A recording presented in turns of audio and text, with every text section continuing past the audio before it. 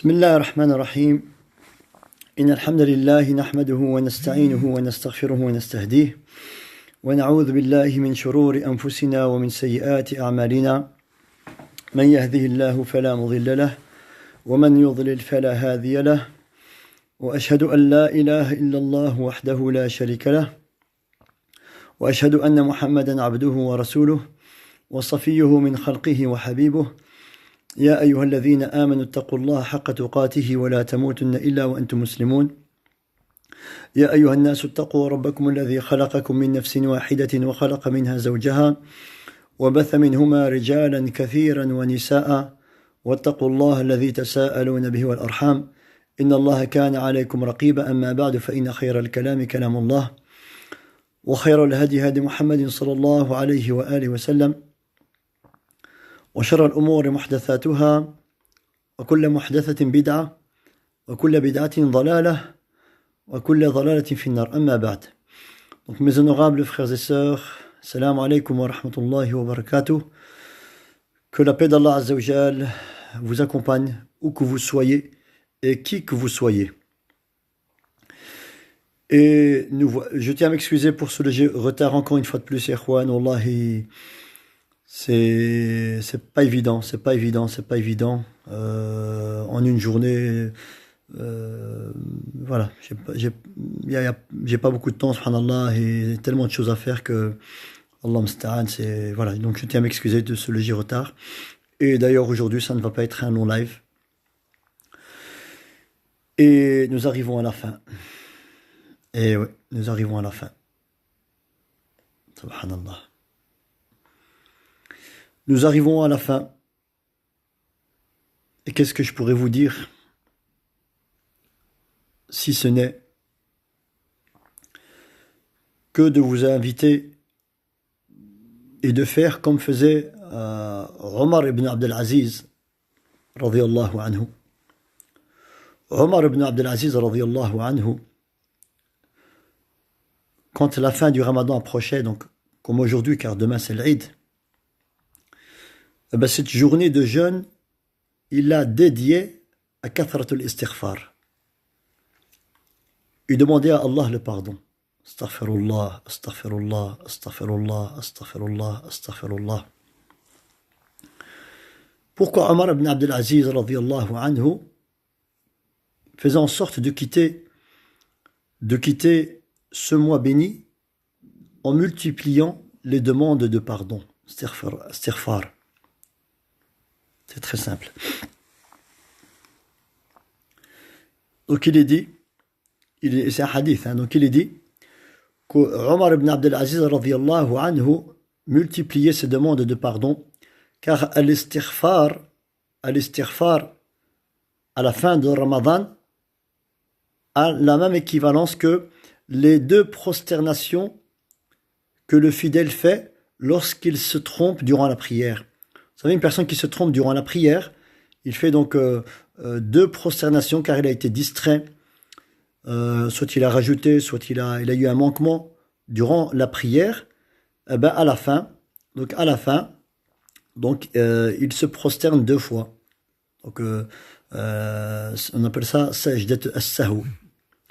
Et Omar ibn Abdel Aziz radiyallahu anhu disait que à la fin de Ramadan, le fait de multiplier l'istighfar a la même équivalence que ces deux prosternations. C'est-à-dire que l'istighfar de la fin de Ramadan venait compléter le manquement qu'il y a eu durant tout le mois de Ramadan. Kathratul istighfar venait compléter le manquement qu'il y a eu durant tout Ramadan. Haï, ikhwan, nous sommes à la fin. Nous sommes à la fin, ikhwan. Nous sommes à la fin et on est en train de jeûner notre dernier jeûne. Notre dernier jeûne, pour certains, ça va être le dernier jeûne de l'année. Donc de cette année-ci, du Ramadan de cette année-ci. Pour d'autres, ça va être leur dernier jeûne de leur vie. Eh oh mes frères et sœurs, quel est le bilan? La constatation, l'analyse, les leçons que j'ai pu acquérir et avoir eues durant ce mois béni, ce mois de Ramadan.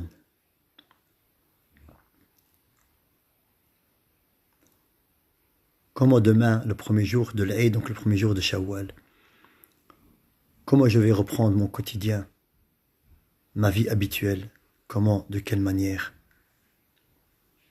Est-ce que le mois de Ramadan, c'est un mois qui est rentré comme ça dans ma vie? Basiquement, banalement, je jeûne, je m'abstiens de manger, de boire. Et puis après Ramadan, ben, je reprends mon quotidien comme avant. Ou le Ramadan de cette année a pu changer quelque chose en moi, a pu m'apporter beaucoup, même très peu, c'est pas un souci, du moment qu'il y a un changement. Car Ramadan, c'est ce qui a été dit plusieurs fois, et je le répète, ça a été une école, une classe. Donc j'étais en classe. Donc demain, ça va être la cour de récréation. Ça va être la cour de récréation. Et comment ça va se passer? Cette nouvelle relation que j'ai eu l'habitude d'avoir avec Allah durant Ramadan. Oh, celui qui avait l'habitude durant Ramadan de prier le Fajr à l'heure. C'est là maintenant où se joue le plus grand des défis. Est-ce que tu vas continuer sur cette même lancée à prier le Fajr tous les jours à l'heure? Oh, celui qui avait l'habitude de donner des donations, des sadaqat durant Ramadan. Est-ce que tu vas avoir aussi les moyens, la capacité, la force, l'énergie, le courage, l'envie, le vouloir de continuer durant toute ta vie sur cette lancée-là que tu as eu l'habitude d'avoir durant Ramadan?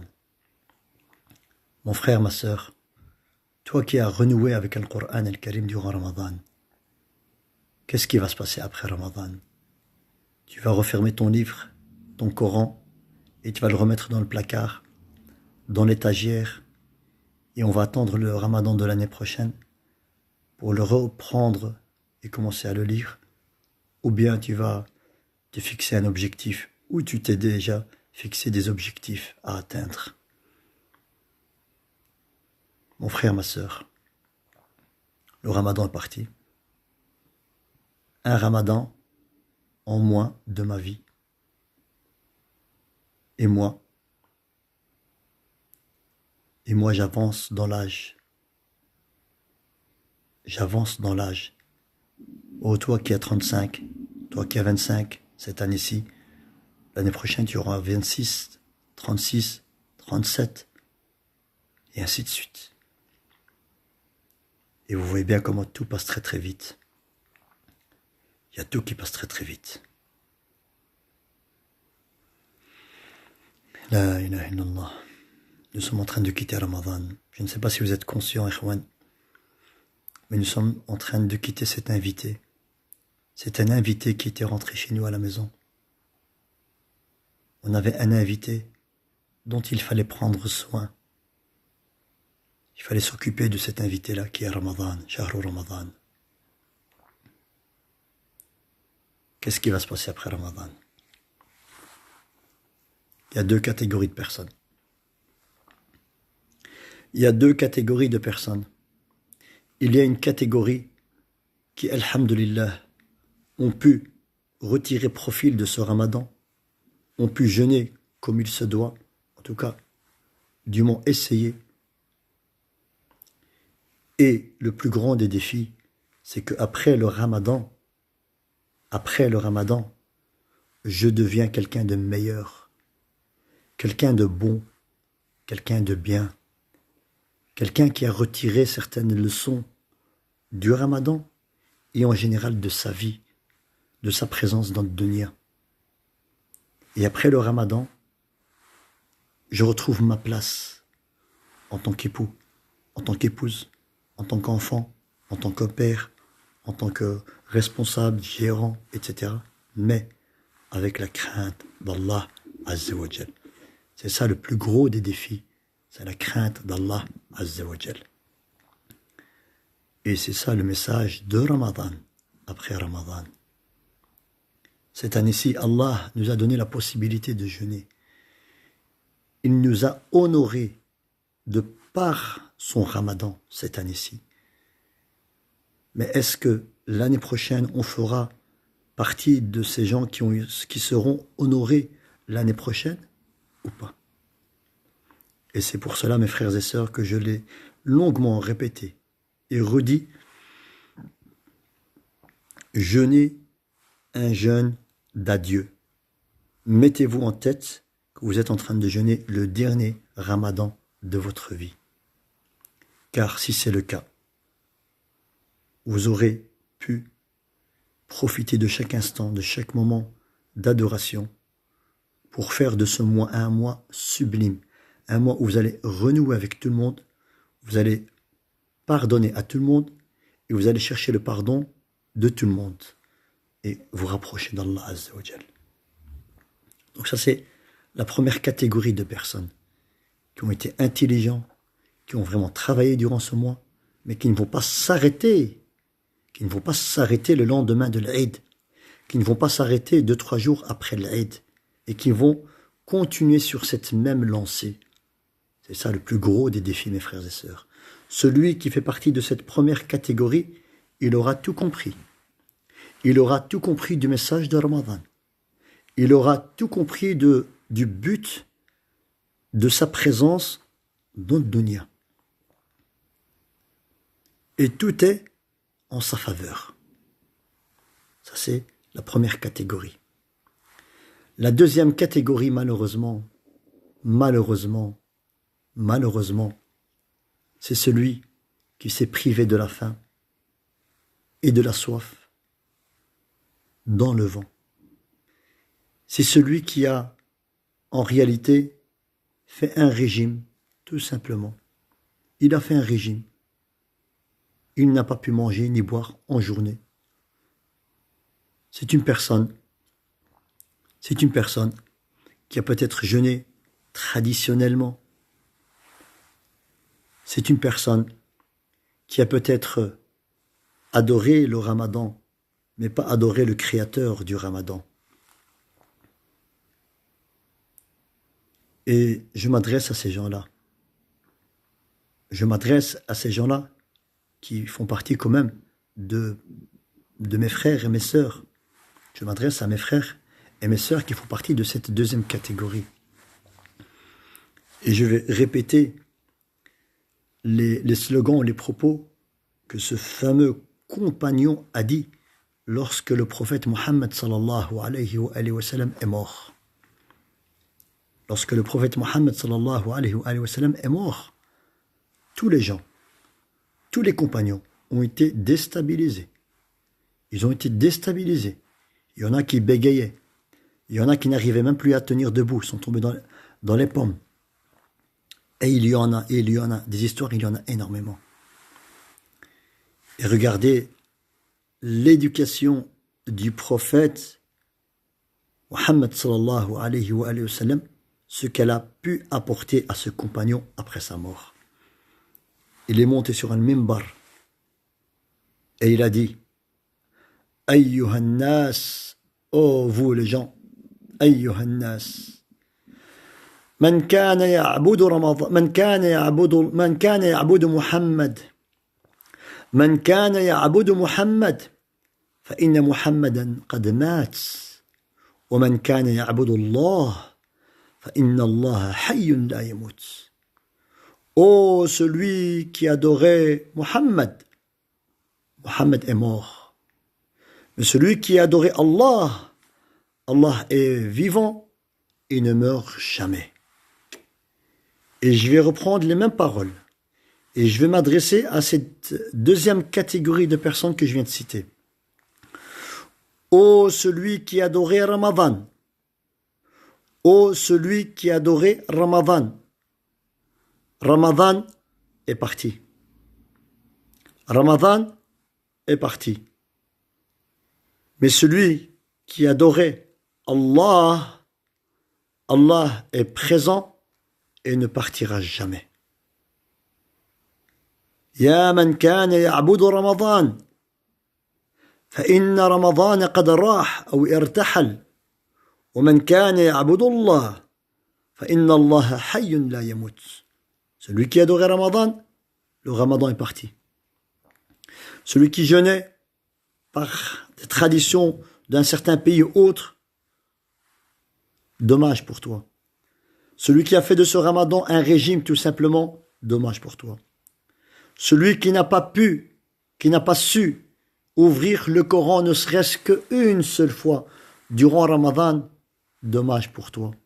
Celui qui n'a pas pu prier, ne serait-ce que quelques petites nuitées, des prières surérogatoires durant Ramadan, dommage pour toi.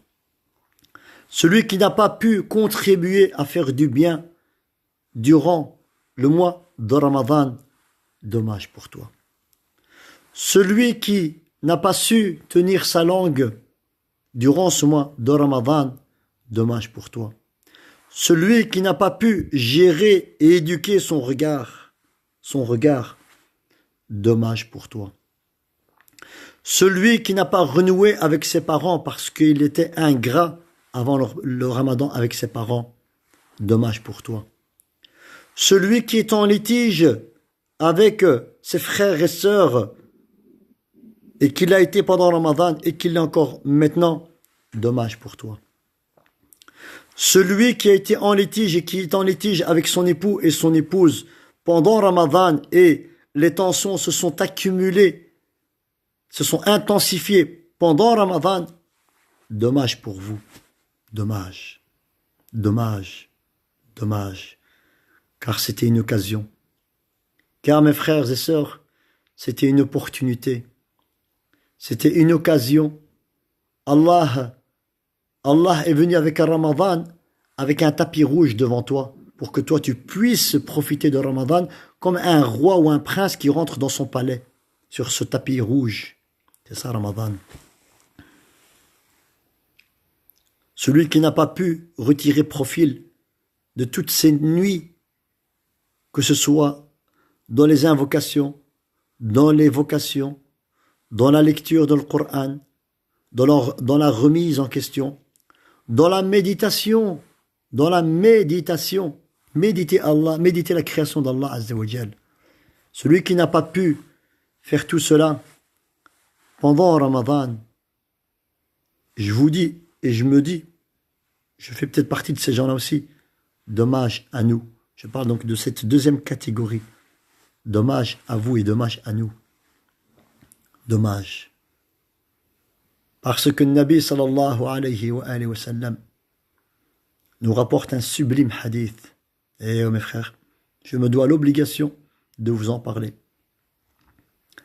Le Nabi sallallahu alayhi wa sallam est monté sur un mimbar le jour du vendredi. Et au moment où il a monté donc les premières marches, Jibril alayhi salam, l'ange Gabriel est descendu sur lui. Et l'ange Gabriel a fait 3 invocations. Et il a ordonné au prophète Mohammed de dire Amin. Donc l'air de dire, Ya Mohammed, dis Amin pour que Allah exauce cette invocation-là. Et parmi ces 3 invocations, il y en a une qui est destinée, une de ces 3 invocations-là, qui est destinée à cette deuxième catégorie de personnes qui malheureusement n'ont pas pu profiter et retirer profit durant Ramadan. Et Jibril alayhi salam a dit, Ya Muhammad, waylun liman adraka Ramadan wa lam yughfar lah. Waylun liman adraka Ramadan wa lam yughfar lah. Malheur à celui qui a vécu ce mois du Ramadan, qui a vécu ces journées et ces nuits de Ramadan Et malgré cela, Allah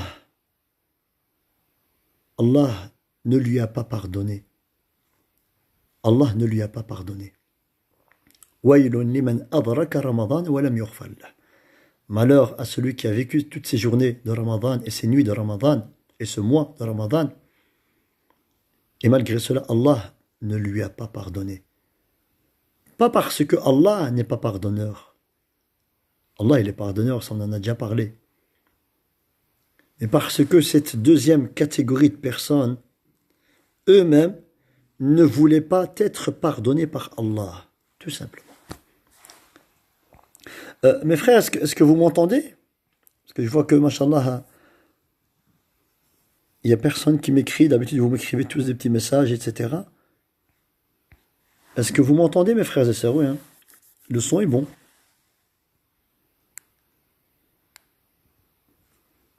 Est-ce qu'il y a quelqu'un qui peut me répondre? Est-ce que vous m'entendez? Est-ce que le son est bon?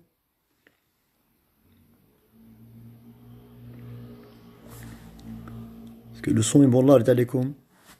Un petit message? Peu importe.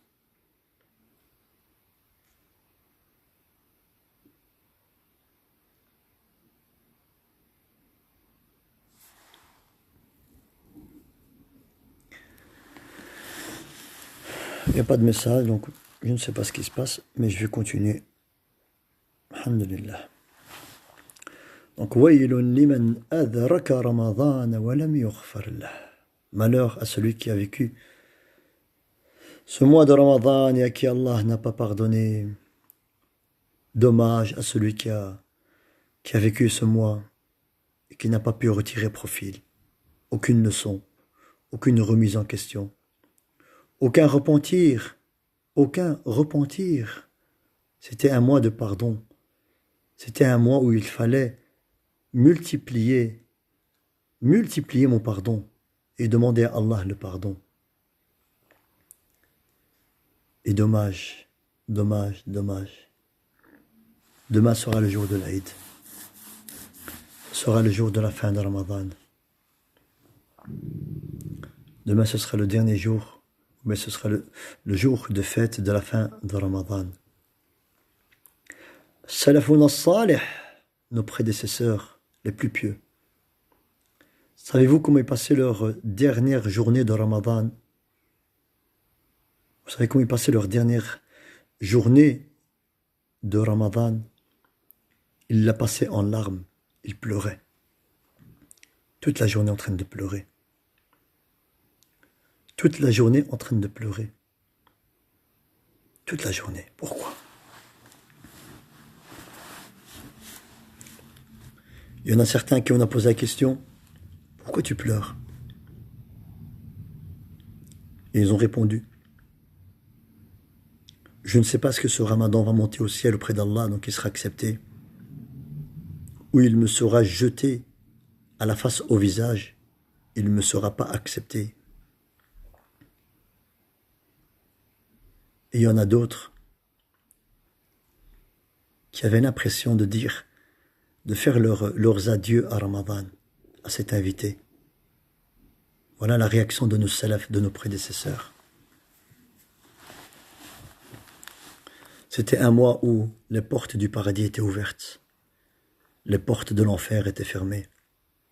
C'était un mois où les shayatines étaient enchaînés. Aujourd'hui, après des divergences après l'Asr, après le Maghreb, cet enfer-là qui était fermé, les portes de cet enfer-là qui étaient fermées, ils vont se réouvrir. Les portes du paradis vont se refermer. Les shayatines qui étaient enchaînées vont se détacher.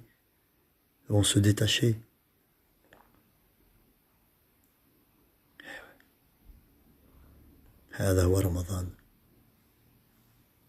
هذا هو رمضان. هنيئا هنيئا هنيئا. Heureux celui qui a pu bénéficier de la récompense divine et que Allah a accepté ce Ramadan. Car la récompense de celui qui jeûne, elle est inestimable. وَأَنَا أَجْزِي بِهِ, comme il dit le prophète sallam. Et c'est Allah qui donne la récompense de celui qui a jeûné pour Allah Azza wa Jal. Mes frères et sœurs, mes frères et sœurs, mes frères et sœurs, ad-dunya ad-daniya,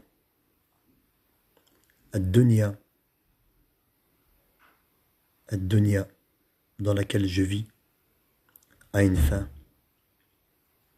Tout ce que Allah a créé dans le dunya a une fin. Tout ce que Allah a créé dans le dunya a une fin. Et nous voici à la fin de Ramadan. De ce noble invité. Pour certains, j'ai pris soin de cet invité-là. Et pour d'autres, je n'ai pas pris soin de cet invité-là. Toi, mon frère et ma sœur, qui avait l'opportunité, l'occasion en or de revenir vers Allah durant Ramadan, et vous n'êtes pas revenu vers Allah, vous êtes les plus pauvres et les plus malheureux d'entre nous. Une personne qui est SDF, qui n'a pas de toit, qui n'a pas de stabilité, qui n'a pas de salaire, qui n'a pas d'argent, est bien meilleur auprès d'Allah s'il a jeûné et s'il a retiré profit de ce Ramadan, bien meilleur que toi, mon frère et ma sœur, qui aviez une stabilité, un toit, une situation, un salaire, mais vous n'avez pas pu retirer profit de ce Ramadan. L'SDF est bien meilleur que vous. L'SDF est bien meilleur que vous. La personne qui n'avait pas ou qui n'avait pas forcément les meilleurs habits ou qui n'avait pas forcément qui ne ressemblait pas à une personne de stable, etc., est bien meilleur que certaines personnes qui avaient toutes ces richesses qu'Allah leur a données, mais n'ont pas pu retirer profit de Ramadan. Nous quittons Ramadan. Est-ce que Allah a accepté de nous ce Ramadan? Oui ou non? Et quels sont les signes? Quels sont les signes de l'acceptation de Ramadan? Il y a des signes qu'Allah donne. Il y a des signes qu'Allah donne aux croyants pour lui montrer que son Ramadan a été accepté par Allah Azza wa Jal. Le premier signe, c'est qu'à la fin de Ramadan, il va ressentir une certaine tristesse et une certaine inquiétude. Une tristesse parce que l'ambiance de Ramadan est unique aussi, il faut dire ce qu'il y a. L'ambiance de Ramadan est unique. Deuxième, c'est de l'angoisse, donc tristesse, et un petit peu de panique. Est-ce que Allah a accepté ou n'a pas accepté? Et que chacun se pose la question. Et que chacun se remet en question. Mon frère, ma sœur, s'il y a un atome dans ton cœur de bien et que tu n'as pas pu profiter de Ramadan pour revenir vers Allah, regarde Allah, la chance qu'il te donne encore, la chance qu'Allah nous donne à tous et à toutes pour qu'on puisse revenir vers Allah. Il nous donne l'occasion, l'opportunité encore de nous rattraper à travers les 6 jours de Shawwal. Regarde, Ramadan, c'est un acte obligatoire. Celui qui a jeûné, comme on a dit, donc la deuxième catégorie de ces personnes-là, qui a jeûné pour jeûner, eh bien, tu as l'occasion, mon frère ou ma sœur, de rattraper, de te remettre en question, de revenir vers Allah, de te repentir durant ces 6 jours de Shawwal que nous allons entamer le lendemain de Al-Eid. Allah attend de vous et de moi, Allah veut de nous tous qu'on quitte ce bas monde, qu'on quitte tout ce bas monde avec aucun péché. Et c'est pour cela qu'on est éprouvé, et c'est pour cela qu'Allah nous rapproche de lui un maximum. Mes frères et sœurs, comme je vous l'ai promis, je ne vais pas faire un long live.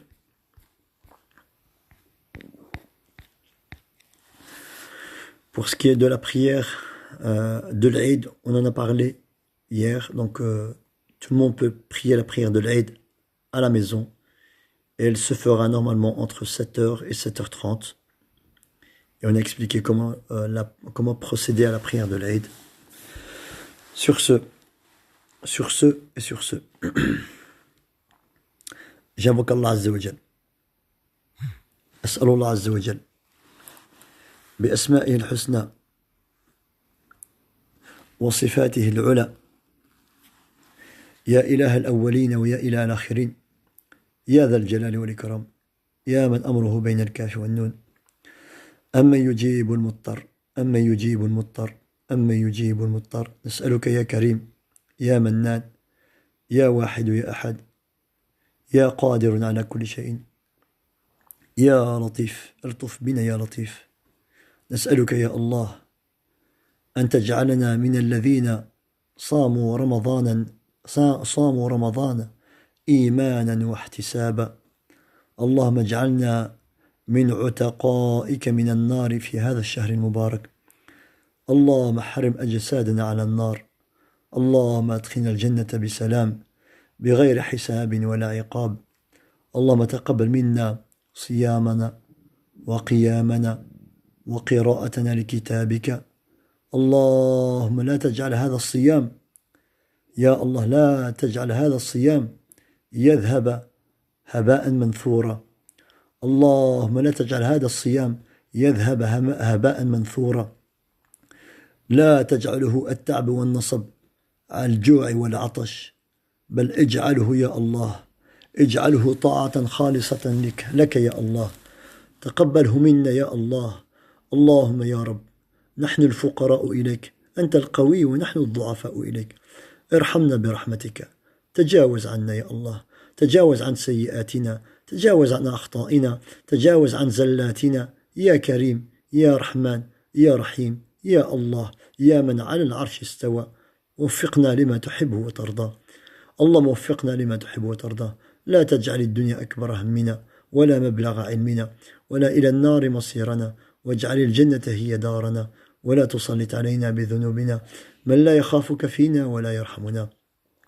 اللهم أعد علينا رمضانا أعواما عديدة وأزمنة مديدة اللهم أعد علينا رمضانا أعواما عديدة وأزمنة مديدة يا ذا الجلال والإكرام يا ذا الجلال والإكرام يا ذا الجلال والإكرام يا أرحم الراحمين يا رب العالمين اهد شبابنا اهد شبابنا اهد شبابنا اللهم ردهم إلى دينك مردا جميلا اللهم أعدهم إلى دينك مردا جميلا اللهم اهد أخواتنا اللهم حبب لهن السترة والعفاف والحجاب والغنى يا ذا الجلال والإكرام بارك لنا في أرزاقنا بارك لنا في أموالنا بارك لنا في أزواجنا بارك لنا في ذريتنا بارك لنا في حياتنا اللهم أعنا أن نكون بارا لوالدينا اللهم أعنا أن نكون بارا لوالدينا اللهم أعنا أن نكون بارا لوالدينا اللهم اشف مرضانا ومرضى المسلمين اللهم اشف مرضانا ومرضى المسلمين اللهم ارحم أمواتنا وأموات المسلمين اللهم ابدل لهم دارا خيرا من دار وأهلا خيرا من أهل وزوجا خيرا من زوج اللهم أدخلنا الجنة يا الله بباب الريان باب الصائمين باب جنة الصيام جنة الصائمين اللهم أدخلنا من هذه الباب باب الريان اللهم أدخلنا الجنة بباب الريان اللهم أدخلنا الجنة بباب الريان يا أرحم الراحمين يا رب العالمين. Mes honorables frères et sœurs, sur ce, je vous dis à très bientôt. Restez informés sur ma page Facebook. Il y aura des lives qui se feront assez quotidiennement avec la puissance, la grâce d'Allah Azza wa Jal, qu'Allah puisse me donner la baraka dans le temps pour pouvoir être à la hauteur de vos attentes, de ce que vous attendiez de moi. Et j'espère, Inch'Allah, Benillah, avoir été profitable pour certains ou certaines. Et j'espère et j'invoque Allah Azza wa Jal qu'il puisse me donner la sincérité dans mes propos et la mise en pratique aussi dans mes propos. Et j'espère, Inch'Allah, Benillah, que tous ces lives qui ont été donnés durant ce mois ce ne sont pas des lives qui ont été donnés dans le vent et que chacun, ou en tout cas certains d'entre nous, auraient pu retirer un profil durant tous ces lives qui ont été faits exclusivement à l'occasion du confinement, du Covid et toute cette situation qu'on a vécue durant ce mois-ci. Et on a voulu vous accompagner pour ne pas vous laisser sans prédication, sans rappel et sans rappel d'Allah Azzawajal. C'était ça ou Netflix, c'était ça ou une perte de temps, zappé à la TV toute la journée en mode confinement. Donc on a préféré, j'ai voulu, j'ai eu cette idée avec l'aide d'Allah Azzawajal de vouloir faire profiter un maximum de mes frères et de mes sœurs. Barakallahu fikum, jazakumullahu khayran. Un pardon, je tiens donc à vous demander pardon. Donc je m'excuse pour les retards, pour les problèmes de connexion, pour certains peut-être propos qui n'ont pas plu à tout le monde. Donc certains discours aussi qui n'ont pas plu à tout le monde, car j'ai parlé de beaucoup de sujets. On a abordé beaucoup de sujets, problèmes de conjoint, problèmes de couple. Je m'excuse auprès des époux qui se sont sentis visés. Je m'excuse auprès de certaines épouses qui se sont senties visées. Je m'excuse auprès de certaines personnes qui se sont senties visées et peut-être même jugées. Car vous devez savoir que je ne suis pas là pour juger et je ne juge personne, si ce n'est ma personne, moi. Et c'est Allah qui est le juge et c'est lui qui jugera et qui nous jugera. Et on ne doit pas juger un tel ou un tel, mais plutôt faire des invocations pour un tel et un tel. Ainsi est le comportement du croyant fidèle qui a compris quel est le message que Allah lui a mis sur les épaules ou bien lui a mis entre les mains. Barakallahu fikum, jazakumullahu khayran, wassalamu alaykum wa rahmatullahi wa barakatuh.